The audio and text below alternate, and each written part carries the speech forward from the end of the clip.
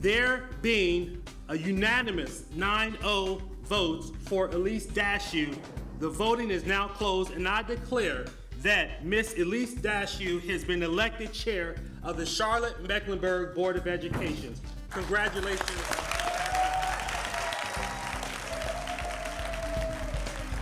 Well, that was the scene recently when CMS elected a new chairperson for the first time in 7 years. Now, the gavel and leadership is in the hands of Elyse Dashew, an at-large board member and former vice chairperson, and she is joining us now. Welcome, welcome to Insight. Glad to see you. Glad to have you with us. Thank you. I'm happy to be here. Well, of course, chairperson is a very, very big job, one that you, of course, will not take lightly, one that you've stepped into. Tell us a little bit about your journey to getting here. Well, I've been vice chair for 3 years in a leadership team with Mary McRae, who of course was our chair for 7 years. So she really knew what she was doing, and I watched and learned a lot from her. I've kind of stand on her shoulders. Of course, I've got my own leadership style and my own personality. But as far as even serving on the school board or being involved in as an elected official, that's nothing. If you'd asked me when I was a kid or in college, you know, what are you going to be when you grow up? I never would have dreamed of that. But it started as I was a really busy working mom and had a crisis at my kids' school, and I sort of dove in and tried to help resolve the crisis and started to pay attention to who's on the school board and who pushes the levers at CMS and how do we resolve this constructively, and one thing led to another, and my network got bigger, and I met more incredible parent advocates across the county. What's your desire to serve? This is a very large school district. What's your desire to serve so many people, so many children? Well, I feel like I found my path. This is what I was meant to do, and I just feel so lucky to be able to do it. So to be able to make an impact in the lives of 150,000 children and their families, it's such a privilege and such an awesome responsibility.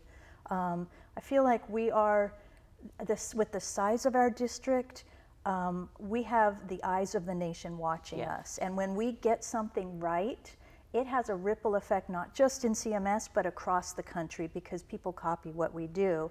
And at the same time, we're open-minded and innovative enough that if someone has a good idea and you try it out and it works, you have a chance to try out new ideas. So it's a cool opportunity. What will be some of the goals that you'll be working on? Have you set any priorities? What is it that our community can expect from your leadership and your leadership style? So my leadership style is very inclusive, very collaborative.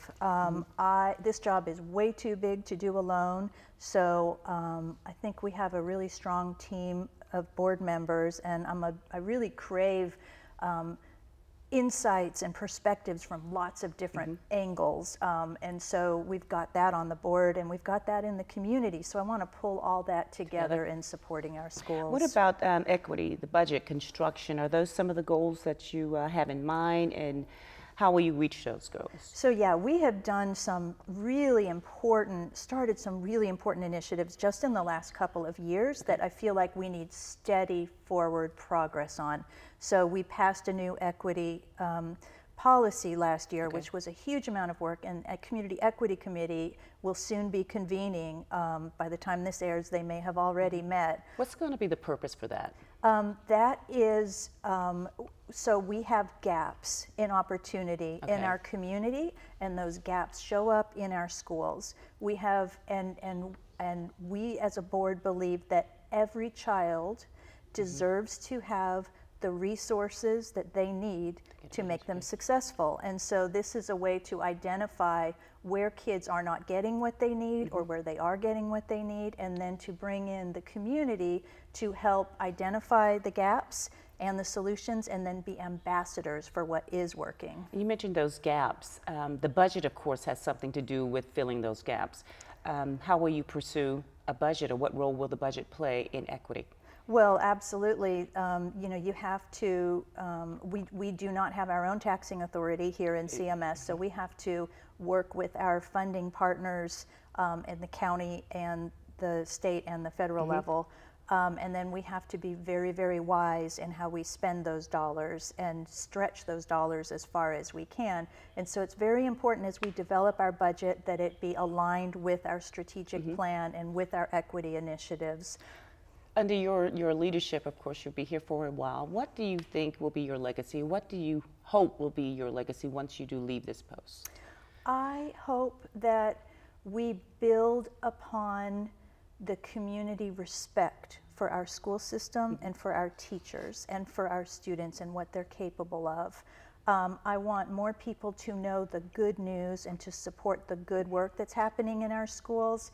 And bottom line is I want our students to be learning more, achieving more, and those gaps to close.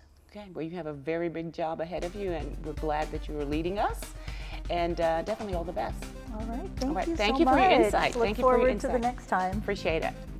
We will have more insight coming up from the superintendent right after this short break.